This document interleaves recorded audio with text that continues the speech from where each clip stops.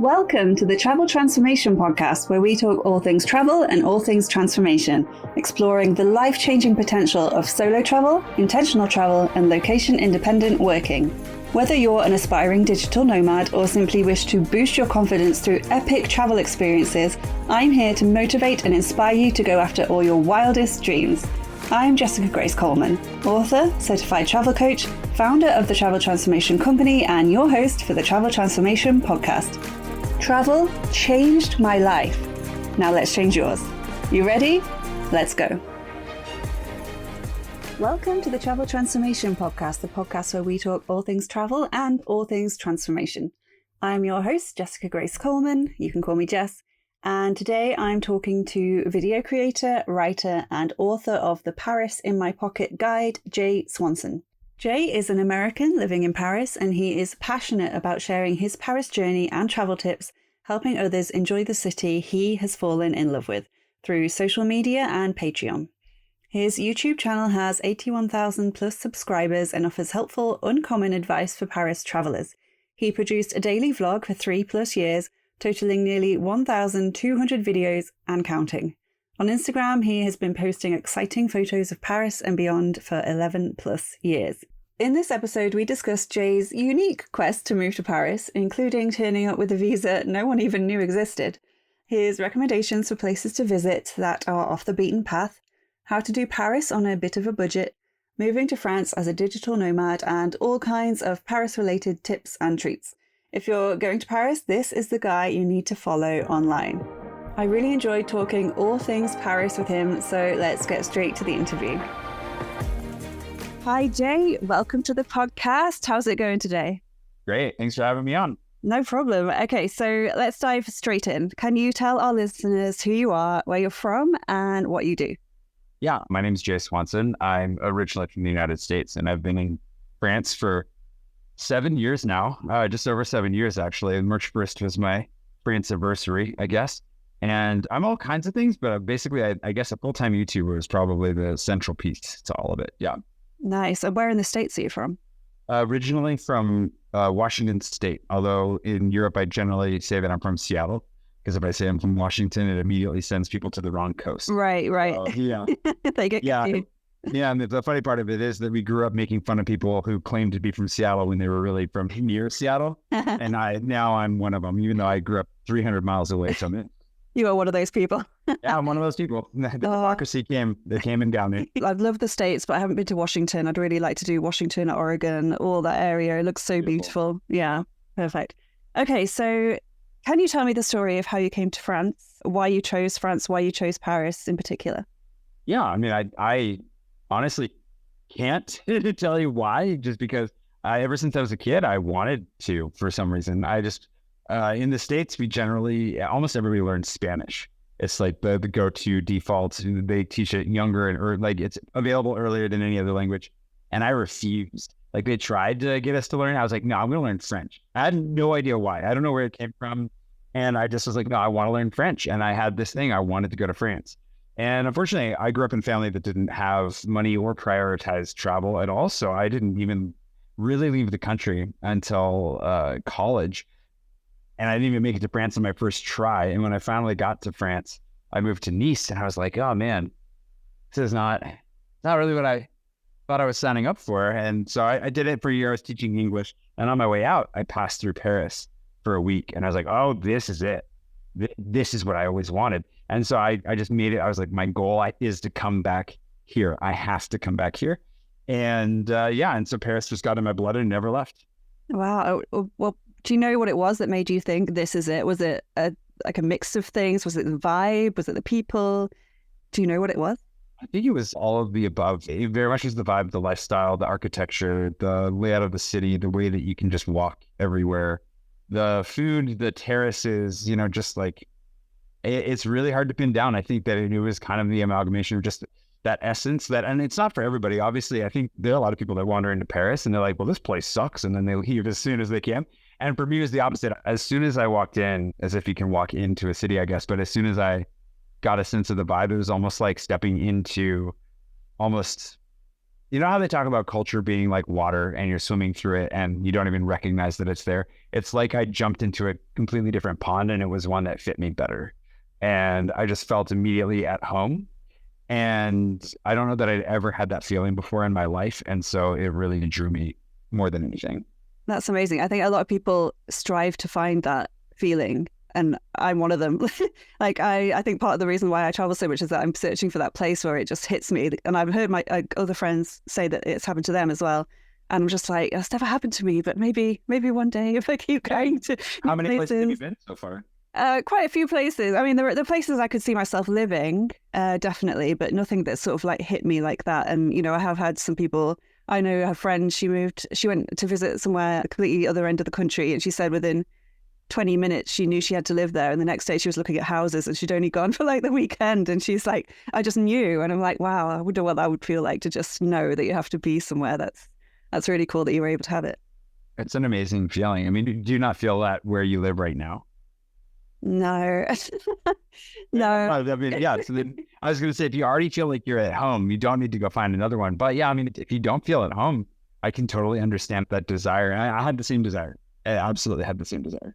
Yeah, it's not like I don't feel at home. I just, you know, when you want to change and you want to, you just try somewhere else for a bit. And yeah, I don't know. I'm rambling now, but I think someday, maybe that will hit me like that. Okay, so when you first came to France, were you doing YouTube and stuff then, or is that something that's happened since you've been there? No, I've been making videos ever since I was a kid. So I never had my own camera, but whenever I could swipe one from a friend or from my school. So ever since I think I was like 9 years old, I started out with like a VHS camcorder. And so YouTube itself, I actually found out I just realized this like a few weeks ago. My YouTube channel is only about 92 days younger than YouTube itself. So I actually had a very, very early account and I was on it right away. My first video, like a month or two later that I uploaded, and it went nowhere. But it's something that I really enjoyed and I've just always come back to making videos. And so when I started vlogging daily the first time in 2016, I was in the States. I didn't know it was between times living in France. So I've lived in a variety of places around the world, and I did make it to Paris after that time in Nice. But between that and moving there officially, I'd been in West and Central Africa a bit. I'd been back in the States for a bit, and I was very inspired by Casey Neistat, if any of your listeners are familiar. And so I started experimenting with his style in 2015. And then in 2016, I was like, okay, I'm going to do this. I'm going to make a video every day. I want the discipline. I want to make video really a part of my life. And so I started, and everything I hadn't hit rock bottom yet, but I was about to find it. And then I was about to rediscover it multiple times after. But I thought I was like, okay, like I have a tech startup that I'm a part of right now that we're founding with some friends. I have a book deal with a publisher, and I have a Kickstarter coming out for another book. I'm going to it's going to be a great time to start like capturing my life every day. And that way I can tell the story of my meteoric rise. And then every single project just fell flat on its face, one after the other. And I lost everything. And I got very lucky to get a visa to Paris, or to France, obviously. And I was very, very fortunate as well to have a tiny little apartment, very, very small, but one that was left for my use. It was the only way I could afford to move there. And so I actually was vlogging that whole time and captured, if your viewers want to go watch some self-punishment, I just like every failure is there. And I moved to Paris on kind of a lark. I didn't even know what the visa was. I didn't know how long it was good for. Nobody knew what it was. It was this brand new visa that the immigration officer looked at me when I crossed the border and was just like, what is this? Nobody knew what to do with me. For a year I was going through the administration. And so all of that to say that I captured this whole thing on YouTube kind of just because I'd started the discipline of vlogging every day. And even after a year, the vlogging itself didn't seem like it was going anywhere. But I'm so grateful that I did it because honestly, I think it kept me sane in a lot of ways. Yeah, well, okay, so what was this visa then? How did you get it? I'm so intrigued. If no one knew what it was. Nobody knew what it was. Well, the funny thing was, I'd already lived in France before, and when I lived in Paris the first time, and God, there's a million different stories in here, obviously, but I had heard of a visa called the Compétences et Talents, so your skills and talents visa, and that was like the gold visa that people could get if they happen to have a business or a talent. And apparently, balancing spoons on your nose doesn't count, so I was trying to figure out what to do. And so when I went back to the States, I was like, well, okay, I'm going to give this a try, and I applied for that visa. on my books. And I just happened to mention that I was also making YouTube videos at the time. But I was like, hopefully my writing is good enough. The French love writers. Let's see how this goes. So I applied for it. And when I went to the consulate in San Francisco, the first major red flag was that when I walked in and I said, I'm here to apply for compétence et talent. He's like, okay. And then he went to look it up and he couldn't find it. And I was like, no, it's there. You just have to Google compétence et talent San Francisco and you'll find it. And he was like, oh, and that's a really bad sign when like they've removed it from the navigation, but it's still Googleable. So he found it and he's like, okay. So just copied it, pasted it into another document, printed it, and processed my visa off of that. Like, so nice. Yeah, San Francisco, the nicest French administration you'll ever find. And then a few weeks later, I was like, where's my visa? They have my passport. And I was gone. Turns out they'd actually emailed me and they were like, yeah, actually that visa doesn't exist anymore. However, we have this new one that they're developing in LA that we think maybe you would qualify for if you'd like us to pass you along, which is the second nicest moment in French bureaucratic history, because usually they would just like Xerox a middle finger, shove it in your passport and mail it back to you with no explanation. So I took it. I was like, yeah, absolutely. Please pass me along, whatever. The office in LA asked me a couple more questions for financial documents, which is the worst possible thing that they could be asking for. But I don't know how I figured it out. I just like, okay, I'll send them like this and hopefully they won't notice this. And they never even actually let me know that I had it. They just sent me an email that was worded, if you were to come to Paris, when would you like to arrive? Or if you were to come to France? And I was like, well, I had status from this job that I used to have on American Airlines. It was how I was going to move because it meant that I could bring 4 bags over for free. And I was like, okay, I have to show up I have to leave by the end of February because it's over March 1st. Like I lose that status. And it was February 17th. So I was like, I guess in 11 days, no response. I just got my passport in the mail a couple days later with a visa in it. I was like, okay. And just said passport talent. And I was like, I have no idea what this is. Show up in France and they didn't either. Immigration officer, like I said. And then like the administration, the people that actually validate your visa, made me come back every 3 months for a year. And every time I came back, they just folded their arms and stared at me and were like, we don't think you deserve to be here. And I was like, well, I'm here. So haha, can you keep me? And in the end, thankfully they did. Wow, that is amazing. Were you nervous like flying into France with that visa or? Yeah. Okay, I think I would be too.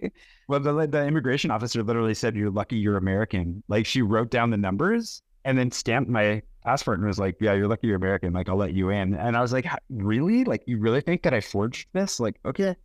And then I spent an entire year not sure everything about that year. I was like, am I allowed to do this? Like, can I get a job? Can I? Okay. So like I started teaching some English and I ended up working for the National Science Department, like translating and doing voice acting. So I started picking up these jobs, but every time I was like, the hammer is going to fall. And then I had to open my own, like they don't do self-employed very well in France. So there's a status called auto entrepreneur that I opened. So just to be a solo entrepreneur to do one of the jobs. And I went into the office and I was so nervous the whole time. I was like, they're going to find me out. They're going to figure this out. They're going to like see that I have this weird visa that nobody knows what it is. And they're just going to kick me out at every step of the way. Nobody stopped me. They were like, oh, okay. And just sent me through. So eventually I just kind of like started to grow in confidence. And I was kind of like, I guess I deserve to be here. But the guys at the office keep saying no. And after a year of going into that office where they just abused me every time, they finally were like, oh yeah, this is the wrong office. And then they sent me upstairs to like the white people with high paying jobs office. And then those, like the head of that department came and she's like, I've heard about you, took me into the room and like asked somebody like, can I use this desk? Is it free? And they're like, yeah, sits down with me and just leafed through my entire dossier page by page. And she was like, okay. And thankfully by then my YouTube channel had grown to the point that it actually looked a little bit more impressive. And she was just kind of filing through, taking notes about how I was making money over here and there. Cause I was like, listen, like, yeah, I'm a writer, but writing doesn't make money. So I'm just trying to make sure I survive. And she's like, I get it. And she was like, okay, well, here, like they took my fingerprints and again, didn't say anything. And then 2 weeks later, I got a text saying, all right, your card is ready. You can come pick it up. And that's French bureaucracy in a nutshell for you. If you need more horror stories, they supply them in bulk. Wow. So it's all sorted now. You're not going to get in trouble by talking about it. Well, I mean, I'm at this point, no, I actually have applied for citizenship and okay. I've gone through that whole process. Still, nobody's kicked me out. So I think you're good then. Yeah. Wow. I'll find out in a few months. That's an incredible story. I've never heard anyone who's sort of moved a country like that, not really knowing if they were able to or if they were allowed or what was going on. No idea. I honestly, like, there's a part of me that it's funny to look back on it because I was like, I'm going to go. I'm just going to go. And there was a part of me that was like, what if I just like show up? And they're like, no, like you cannot, like, it was one of those moments where you really realize like you have nothing else. You're like, I have to make this work. And if it doesn't work, I legitimately do not know what I'm going to do. So I'm very lucky that it did work out. Yes, it had a good ending. It's all good.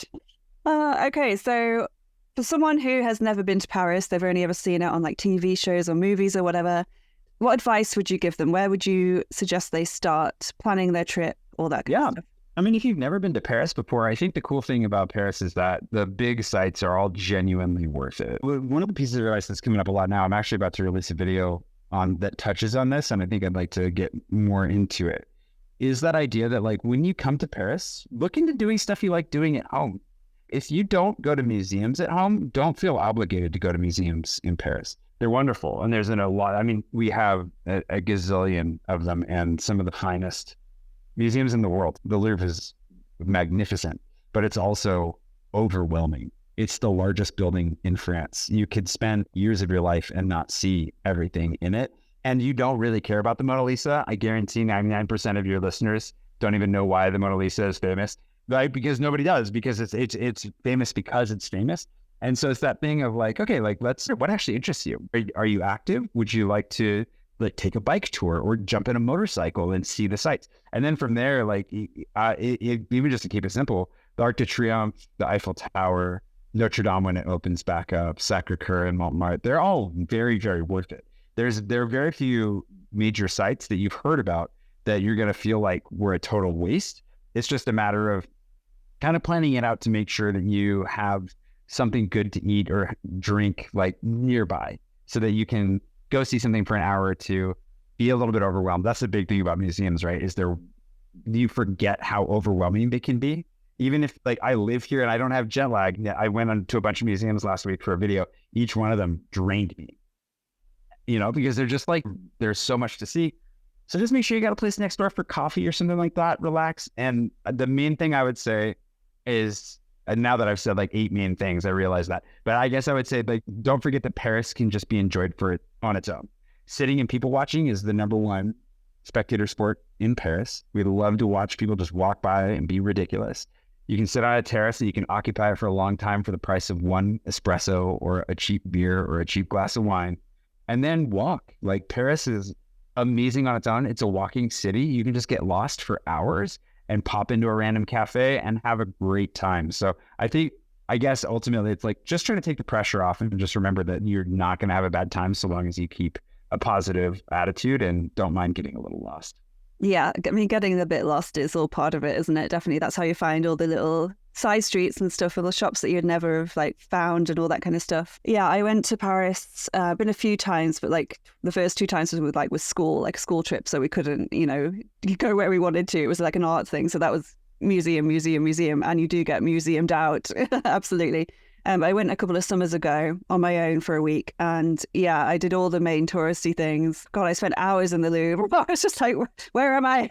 How many paintings can there be? Oh my God. But yeah, really good. And then the Mona Lisa is absolutely tiny, isn't it? Like when you get there, you're like, it's like this big. But anyway, yeah, really love that. But yeah, I love just sitting and people watching, like in the artist quarter, like you mentioned, like that place, all the people painting, the bustling. Like I was just walking along there and some dude was playing like an accordion, and like I recorded it and put it on social media, and people was like, you just seem like you're in a movie. Like that is like, can you get more French than that? And I'm like, we really can't. There were like people in berets walking past, and like I'm sure someone had a baguette probably, and I was just like, yeah, I do feel like I'm in a movie. Like it's amazing. Just, and that didn't cost anything to just walk around. And I think that is one of the things people think of maybe when going to Paris, that everything's going to be super expensive. So do you have any tips or anything you want to say around that? Yeah, I think the main thing is to get away from the touristy spots. You'll notice the price drops pretty quickly if you just get a few blocks away, and also things get much quieter. So I think it's difficult if you've never been before. You do end up falling into the same corridors that everyone else does, and it can be very tricky to get away from it. But just walk away from the crowds. Walk away from, if you find yourself at a major monument, just pick a direction that you don't see as many people, walk that way for a little bit. You'll be surprised what you find. And I think it just depends again.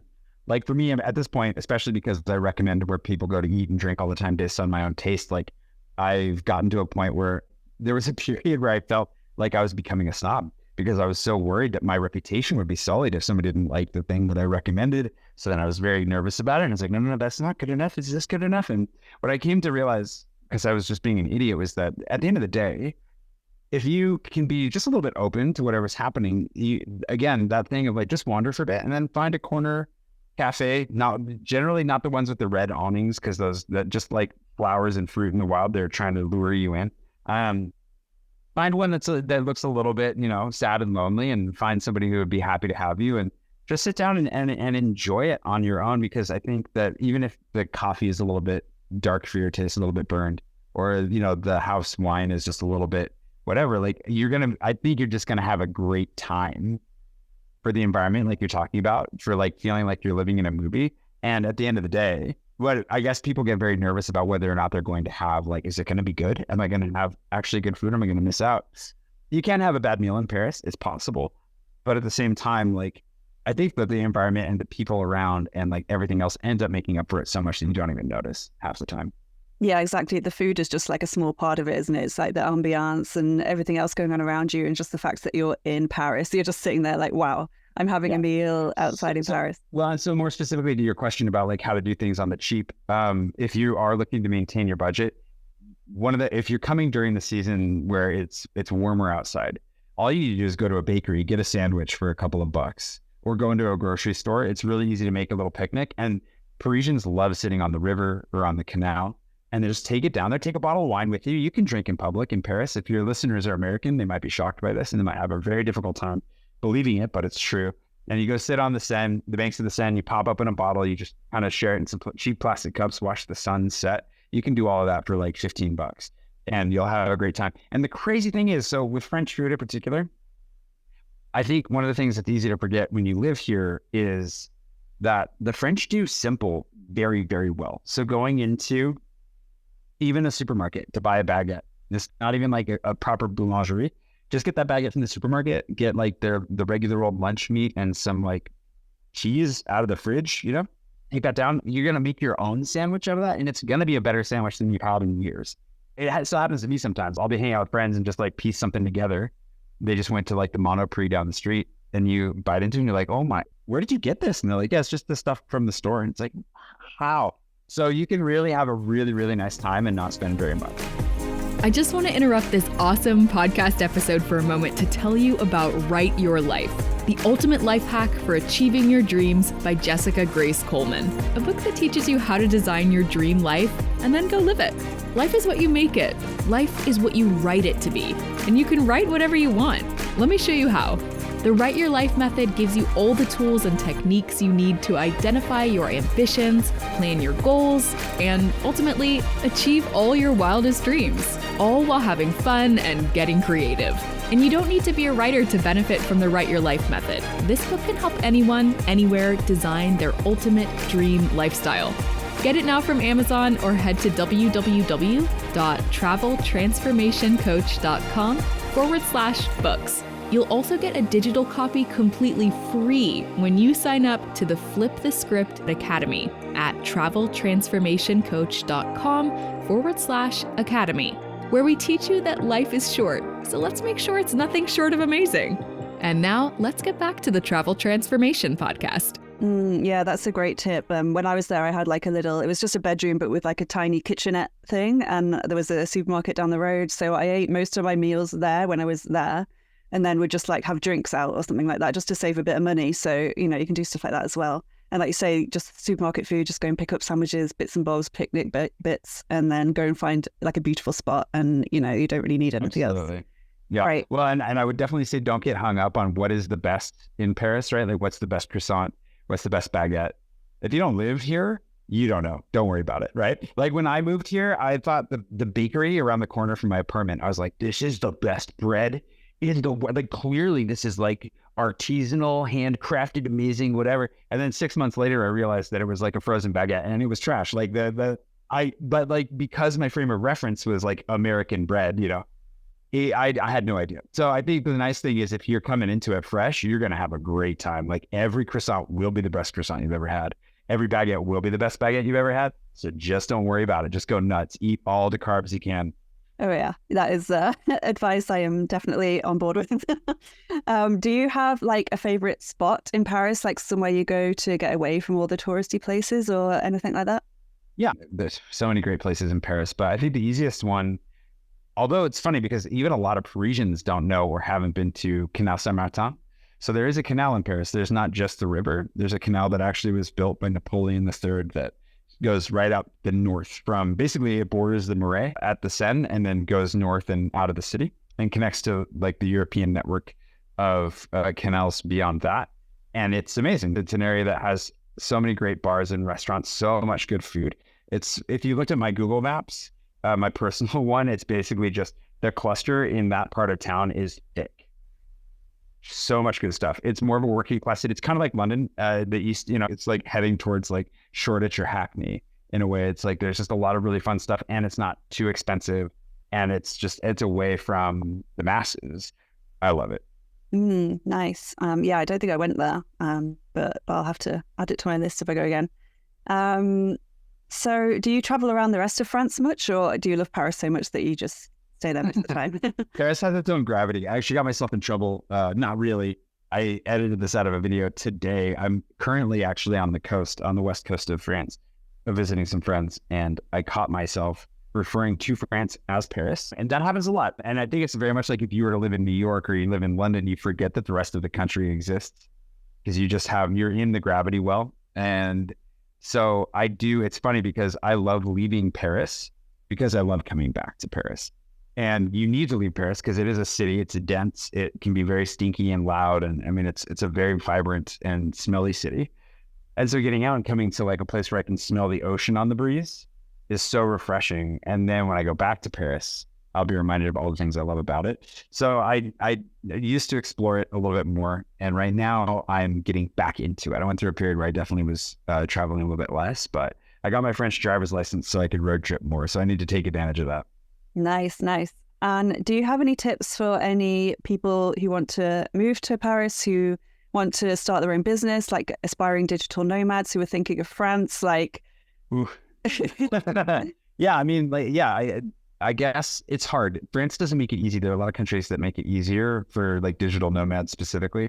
You can, what I do know a bunch of people that have done, Americans in particular, because obviously if you're a European, you can just move to France. So there's no problem. If you need a visa, it depends on what you're doing. If you already have your own freelance thing and you can just go wherever you have your laptop, then I would start by applying for like a year-long tourist visa because those are fairly easy to get. And the challenge with France is that really to make any inroads here, professionally or personally, you need to be here.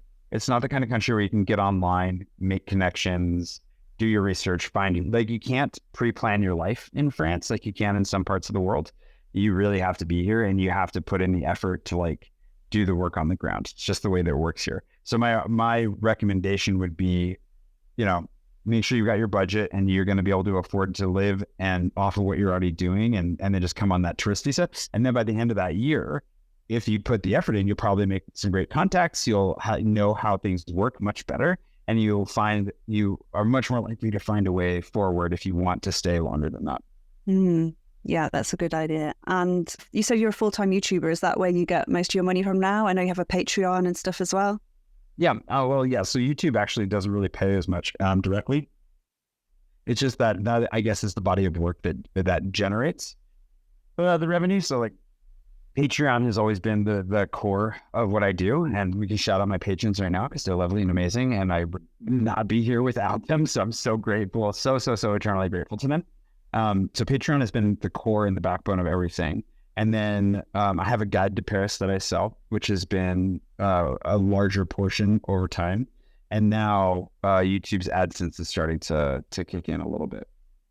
Nice. And so you mentioned the guide there. So it's Paris in My Pocket. Can you tell me more about this and where people can get it if they consider Yeah. it?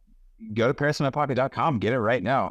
It's my personal guide to Paris. So in 2018, was the first version of it. Back when it was a PDF, I just wrote a bunch of articles on where to stay, how to get around, how to avoid scams. I just kind of was sharing everything I had learned in living in Paris at that point.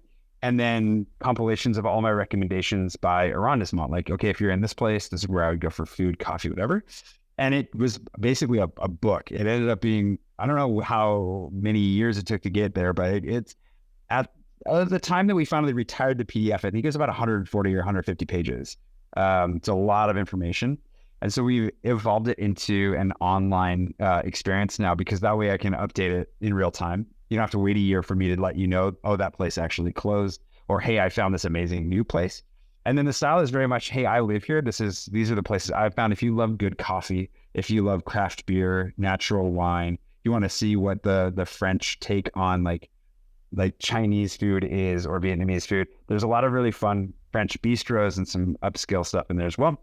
But it's all based on things I actually discovered as I was wandering around, that I've tried, that I've loved. So for me, the rule of thumb is like, if I wouldn't go back, then it doesn't go in my guide. But if I would go back, I'll try to tell you why. Like, maybe actually the food kind of sucks, but the beer is cheap and the service is really friendly, or it has a really nice view. So you can put up with the service being terrible just because the view is great and the cocktails are okay. You know, like, I just want to be as honest as I can about like, well, I would go back for this reason. And yeah, so far, I rave reviews. So, you know, we've helped a number of people have a great time in Paris. Great. And I'll put the link to that in the show notes as well, so people can check that out. Do you have any, we've kind of touched on this a little bit, but do you have any recommendations for any lesser known sort of hidden gem kind of places? And when I went to Paris, I like weird stuff, like kind of morbid stuff. I was like wandering around the cemeteries, like they're so beautiful, and like the catacombs and stuff like that. Do you have any tips for like weirder things? Yeah, sure. I actually went to a weird one last week for that video I was telling you about that I'd never been to. And I've known about it for a really long time. And anytime I looked at it online, I'd be like, I don't know if I'm going to like that. It was the Hunting and Nature Museum. And so it is taxidermy central. And there's a room that has like the most bizarrely creative collection of guns I have ever seen in my life. They're old single shot rifles, like all kinds of weird stuff. And I loved it. I really thought it was going to be weird, but they do these art installations where they have an artist come in and make a commentary, basically. And so it's actually a fairly self-aware exhibit. Like, they know as a museum, like, nobody really cares about the central piece of what they offer anymore, but they can create a very interesting dialogue around it now. And so they had the two rooms that were the weirdest that I still love to this day. I will love forever. One of them was an owl room where everything was covered in like owl feathers, and like they had owl heads in the ceiling that were like looking down at you. And then this owl, they made a bust. It was definitely a mix of like, it looked like human breadth shoulders, but instead of a human head, it was an owl, a white owl with blue human eyes just staring at you when you walked in. Super, super, super bizarre. I walked in and I was like, wow, hello. So that was really weird. And then around the corner from that was the unicorn room. And there was an artist that had I think it's a collection actually of different artists' work, from my understanding. But it like had like this weird, like there's an audio track playing that was just barely audible. And it was kind of like almost like a creepy, like chanting, like magical thing. It was dark, and there was like I think it was a bat that was half made out of beads. So like a taxidermy bat that like melted into like jewelry. And like there's a black and white video of a unicorn in the wall that you had to kind of look at from the right angle to properly see. And like the whole thing was super, super weird. And I was just like, okay, I like this way more than I thought I would. And then upstairs they had just all sorts of bizarre stuff. It was great. Oh, wow. That sounds amazing. I love that when you find somewhere and you think, I'm not sure about this, but then you're like, actually, this is really cool. I was like, I grew up hunting, and I've kind of like from, I don't know where I stand on so many things anymore, I guess. But I was like, I don't know if I'm going to be comfortable with this. And I walked in and I was like, oh, this is uncomfortable, but in all the right ways. Like, it was great. Yeah, I'm a huge animal lover, but I find taxidermy fascinating for some reason. And especially when it's done wrong, when it's like those crap taxidermy accounts on social media and stuff. It makes me laugh so much. So I love stuff like that. That sounds amazing. So what was that called again? The Nature That was the Hunting and Nature Museum. Hunting and Nature Museum. It's in the Marais, right by Les Archives. Okay. So it's not hard to find, but it is one that I think goes overlooked. It's very small. I've never heard anyone talk about it before, so that's interesting. That's a good one. Hey, you asked for hidden gems. Yeah, perfect. Thank you. Okay, so do you have any plans to like travel or live anywhere else in the future, or do you think Paris is it for you for a while?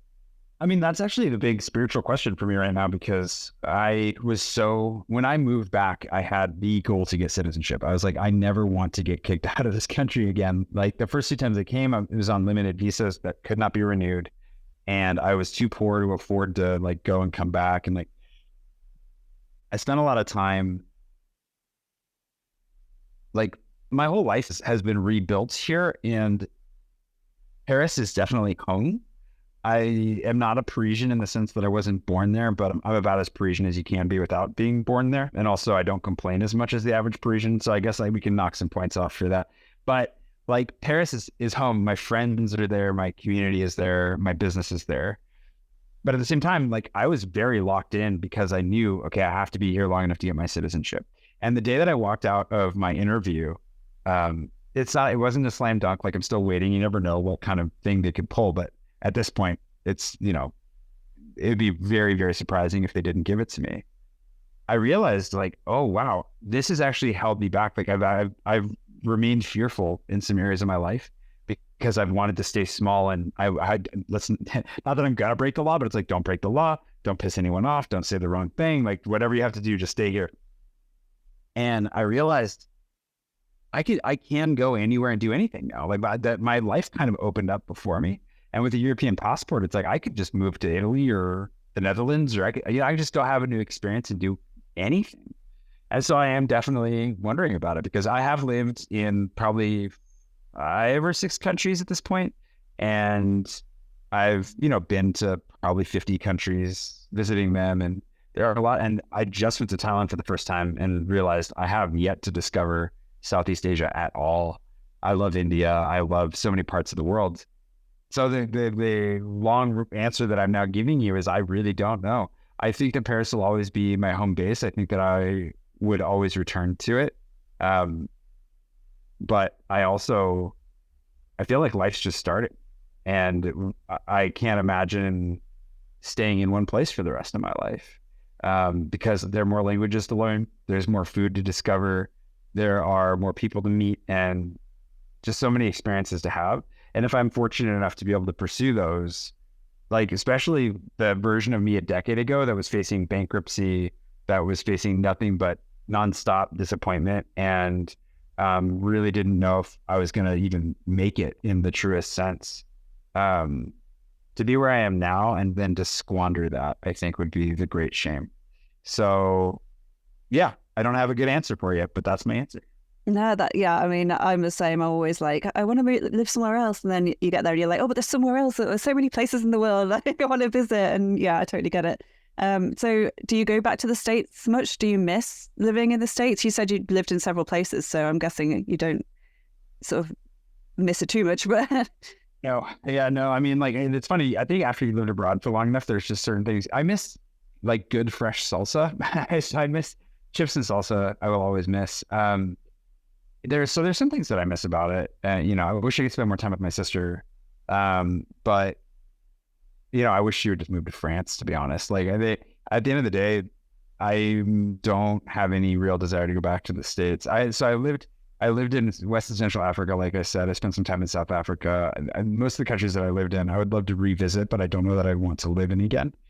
And so I think at this point, there's some places in Europe that maybe, and some places around the world, but as far as the States go, especially as things are right now, I don't really have a desire to. Do you want to go? Do you want to live in the States? Oh, I love the States, but I lived in Colorado for a year when I went to university. Oh, cool. Really like mountain, lake, anything like that. But I really, really like New England. I'm hoping to go back there this autumn. Maine is amazing. Yeah. Oh yeah, I love that. And yeah, Vermont and Connecticut and all the states really. But especially in the autumn or in the fall, as you say, with all the trees, you can go leaf peeping. That's my kind of vibe. So yeah. Yeah. It's amazing. New England is wonderful. I've spent some time up there with friends, and it's really, really nice. And I think that's the thing is like, I imagine someday work could take me back, or there are reasons that maybe I would go back to the States.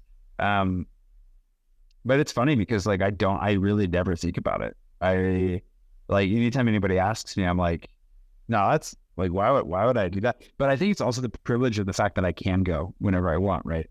I think that's part of it. I think that blends me to a little bit of the blessing that it is to have that. And that's why like I'm very aware that getting a blue and a red passport, that opens up most of the world to me. Not everywhere, but it's that thing of like, it's a supreme privilege, which is also that thing of like there are a lot of people that looked at me like, why would you want French citizenship? And it's like, why wouldn't I? Like, I realize that it'll complicate some things, but the payoff and like I have an opportunity to attain something that I've only ever dreamed of. Yeah, I want it. But in that same vein, then it's like, well, then why would I go back to Idaho? No offense to Idaho. Idaho is beautiful. You've never been. North Idaho is gorgeous. Well, all of Idaho is gorgeous. But yeah, I mean, it's just that thing of, I don't know. Maybe this is a question too. Do you ever feel like there will be a period of return where you want to like nest somewhere? Or is it always looking forward to the next place? I think for me, ideally, I would like to have a base and then be able to have the means, the money, like I can work from anywhere. So that's not a problem. But, to like go traveling for like a couple of months, maybe then come back for a couple of months, go away. Like that would be the ideal for me because I'm definitely an introvert. I definitely get drained by a lot of people. So I need my space and my own, like my own little place. But then, when you get the urge to travel, to just be able to go and not have anything holding you back, that would be ideal for me. But yeah, I'm still trying to figure that out at the moment. I'm kind of like you. But good luck with the citizenship. Hopefully it continues to go well and get signed off and all that stuff. And you don't have to go and see some random people in an office who have no idea who you are. Hopefully it goes well. So we've kind of mentioned a couple of places, but can you tell people where's the best place to find and follow you online? Yeah, I mean, if you just look me up, Jay Swanson on Google. YouTube is the main place. That's where I'm posting a video every day. But I'm posting a lot, and I have help now. I have to make sure that I actually post on Instagram. So if you want to follow me there, it's just my name, JaySwanson. Great, and we'll put those in the show notes as well. Okay, so my last question is there anything else you want to mention or promote, or any last message you want to get across before we go? Well, I mean, yeah, if you just go ahead and follow me, I would love that. If you enjoy my stuff. If you don't, then don't worry about it. But I guess my main thing would be coming back to, I guess we circled around this a couple times, but I think that whenever you're traveling, the thing that's made the biggest difference for me has really been letting go of that feeling that I have to do or I have to see. And instead starting by being like, you know what, I really want to try this one thing. And then letting that kind of be the leading point. We're like, oh, I'm going to go there. And then, let's see what happens from there. I know not everybody's that way, but like being able to let go of the feeling that you have to check all the things off the list or you haven't done the place has actually made it feel a lot more like I've been to the place, because now I'm free to just see what comes my way. I don't know if that resonates with any of your listeners. And obviously, if you're a mad planner and you have to have your itinerary, totally fine. I get it. But I think for me, that's been one of the great blessings of having a little bit of a slower travel than the last few years.